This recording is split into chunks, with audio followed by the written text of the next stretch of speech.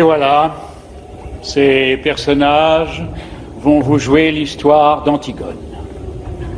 Antigone, c'est la petite maigre qui est assise là-bas et qui ne dit rien. Elle regarde droit devant elle. Elle pense.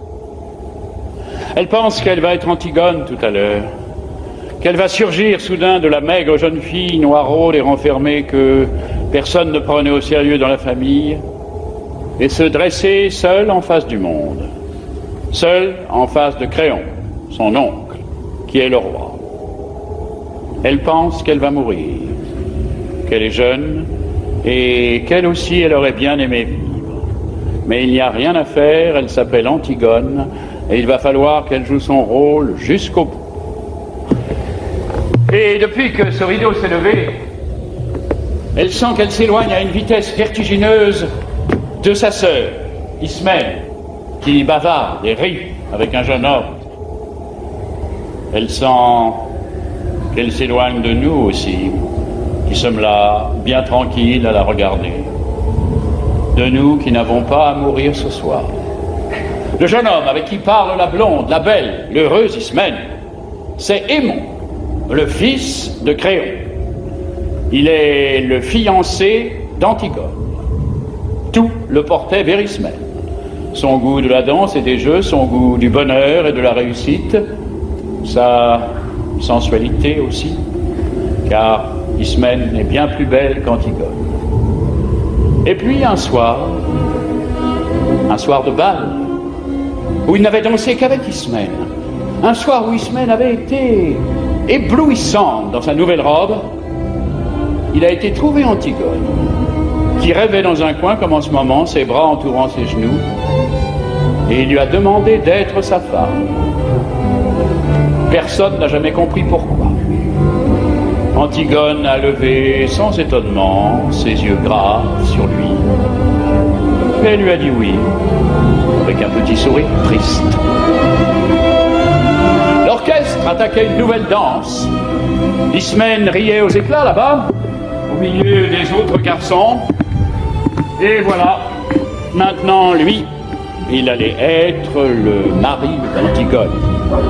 Il ne savait pas qu'il ne devait jamais exister de mari d'Antigone sur cette terre et que ce titre princier lui donnait seulement le droit de mourir.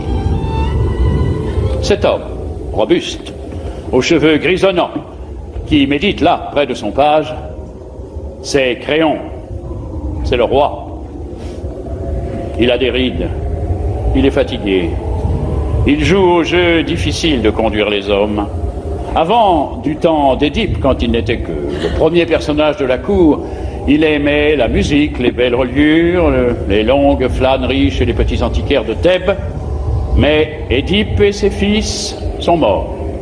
Il a laissé ses livres, ses objets, il a retroussé ses manches et il a pris leur place. Alors quelquefois le soir, il est fatigué. Et il se demande s'il n'est pas vain de conduire les hommes, si ce n'est pas un office sordide qu'on doit laisser à d'autres, plus fruste.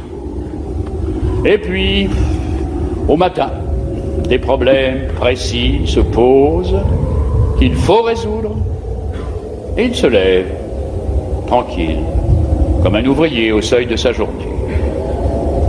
Créon est seul, seul avec son petit page, qui est trop petit, et qui ne peut rien non plus pour lui. Ce garçon là-bas au fond, qui rêve, adossé au mur, solitaire, c'est le messager. C'est lui qui viendra annoncer la mort d'Aimon tout à l'heure. C'est pour cela qu'il n'a pas envie de bavarder ni de se mêler aux autres. Il sait déjà. Enfin, ces trois hommes qui jouent, ce sont les gardes. Ce ne sont pas de mauvais bougres, ils ont des femmes, des enfants et des petits ennuis comme tout le monde. Mais ils vous emploieront les accusés le plus tranquillement du monde tout à l'heure. Ils sont dépourvus de toute imagination. Ce sont les auxiliaires, toujours innocents et toujours satisfaits d'eux-mêmes, de la justice. Pour le moment, jusqu'à ce qu'un nouveau chef de Thèbes, dûment mandaté, leur ordonne de l'arrêter à son tour, ce sont les auxiliaires de la justice de Créon. Et maintenant que vous les connaissez tous, Ils vont pouvoir vous jouer leur histoire.